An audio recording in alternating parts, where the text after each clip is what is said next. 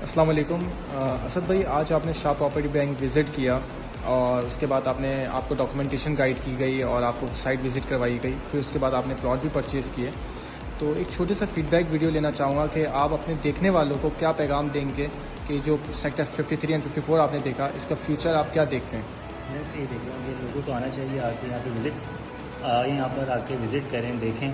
اور ضروری نہیں کہ صرف خریدنا ہو تو ہی ہیں، لیکن اپنے جو ہے دیکھیں کہ باہر کتنے ایکسپینسو ہیں اور یہاں کتنے اچھے پلاٹس جو ہے مناسب ریٹس میں مل رہے ہیں، جو کہ ہر کسی کی جو ہے اس میں ہے